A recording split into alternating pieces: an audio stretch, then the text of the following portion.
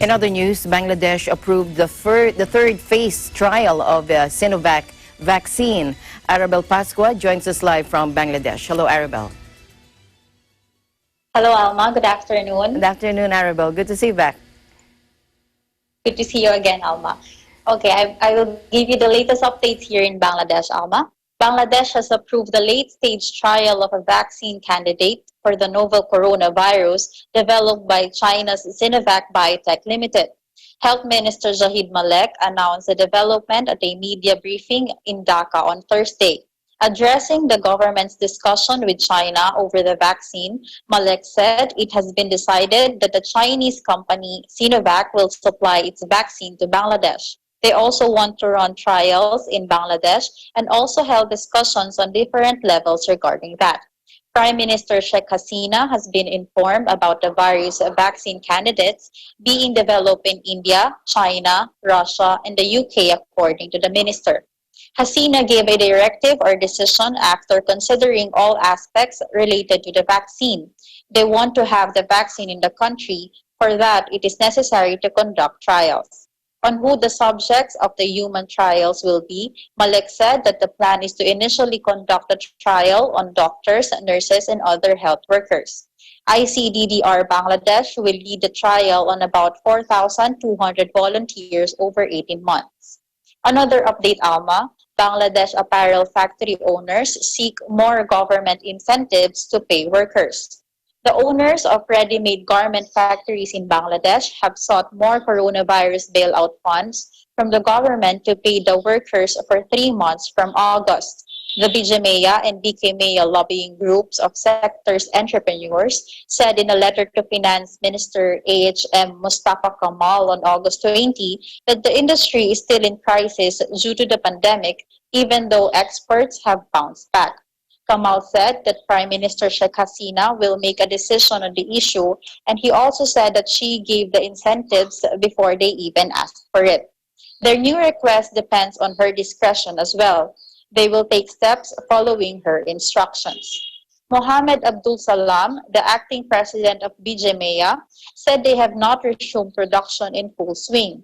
They are indeed getting new orders, but the figure is still low.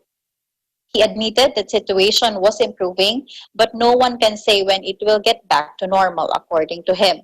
He urged the government for incentives until October, when the sales in Europe and the US are expected to pack ahead of Christmas. AB Mirza Azizul Islam, a former finance advisor to a caretaker government, wonders why the apparel industry entrepreneurs are still seeking incentives even though exports are increasing gradually. RMG exports dropped to $360 million in April after the pandemic shattered the global economy, with most of the world on lockdowns. As the economies began reopening, apparel exports increased to $1.23 billion in May, $2.25 billion in June, and $3.24 billion in July. The upward trend has continued through August as well. The exporters sold apparel worth over $2.37 billion in the first 22 days of the month, with a nearly 46% year-on-year growth.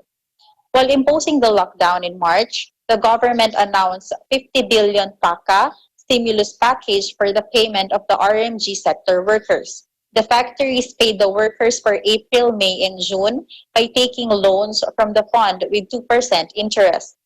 Following the request, the government added 30 billion taka more to another stimulus package of 300 billion taka for industries and services sectors. The RMG factory owners got funds from the package to pay the workers for July.